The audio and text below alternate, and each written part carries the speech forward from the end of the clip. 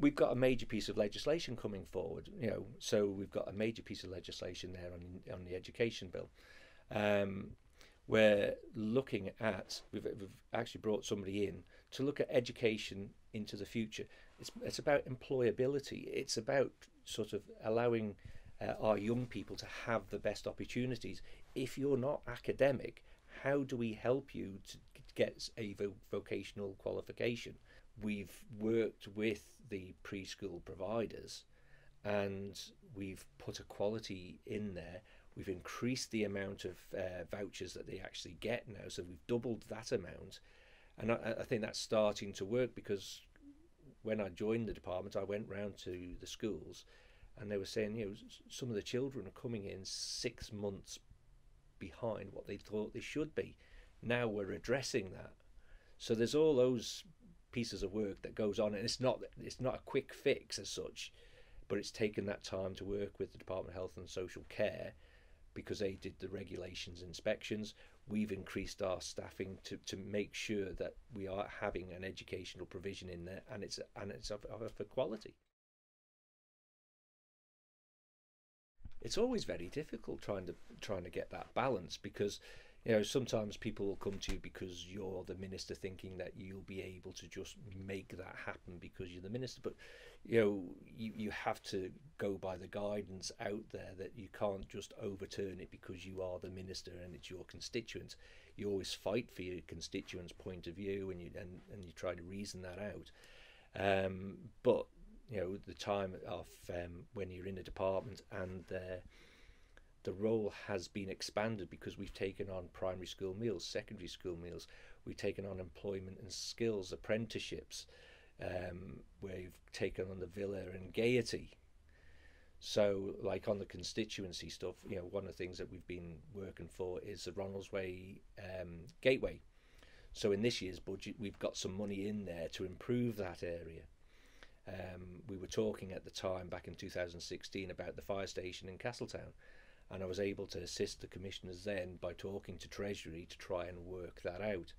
And similarly with the Castletown police station, when that was coming up, I went and approached the Manx National Heritage trustees to say, is there anything that we can do? I think we should be a bit further along. I know it's between the Department for Enterprise and Department of Infrastructure, but we really need to start getting that moved along, because wherever you go around the world, when you turn up at the airport, it's usually sort of it's the window of what you're actually coming to see. And at times when you come off the plane, it's not showing the best impression of the Isle of Man. It's a difficult thing. We're in the hands of the contractors, and one of the issues that we've got there is that there's been an issue with the flumes. So the pool and the other bits, and it's a subcontractor to the local contractor. So the flumes, I think they've come from Turkey, and there's something not right with them.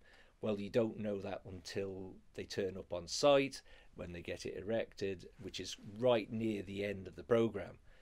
Um, if it would have been the other way round, we might have been able to fit it back in. But we're trying to get it open as soon as possible. It's taken longer than anybody in the department would have liked. We've gone over what we thought, but when somebody supplied something that's not right, it's going to affect you. There's a piece of work, and it's because it's affected my family personally, about suicides. One of my son's friends unfortunately committed suicide, and I think we need to do more about mental health and how we can actually deal with that. So that's something that I'm going to be bringing into social policy, because it's not just an education thing. It's something that we have to work across with health and social care, the police. So it's not just us, and I think that's a vital piece that we really need to do something about, is mental health. Transport's always been an issue about coming to and from the island. And I've been on a number of select committees looking at the steam packet company. And in your own mind, you have different visions of how you would actually want that to work out. One of mine was, well, why don't we set up our own company, buy a couple of vessels, and run it in competition? Because it was my motion that virtually stopped any future extension of the use agreement back in 2016. So it's a motion that I put down. Otherwise, we would have been stuck to about 2040 with that user agreement. Well, we're hoping that we'll have the education bill starting through the branches in October. It might be November, so early into the next legislative year, we're hoping to get that moved forward. Hoping that we'll be finalising the first part of the work at Castle Rushen High School. We've also got a STEM block that we need to do at QE2 school, so we've got the own. So there's pieces within the department. On the constituency side, we really need to start looking at how we're going to get that Ronaldsway Gateway sorted out. And we also need to make sure that the south of the island is a place where businesses want to come and set up.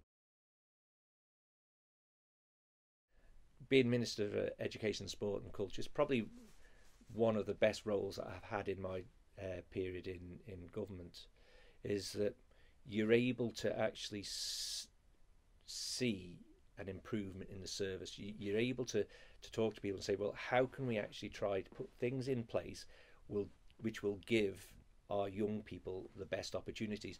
But we've also got the cultural side. We're doing some fantastic stuff with the Manx language. We're doing some fantastic sports stuff. The Island Games have been an absolute, it's a brilliant example of sport on the Isle of Man. We may not have won it this year, but everybody who turned up, and whether they won a medal or not, absolutely did the Isle of Man proud.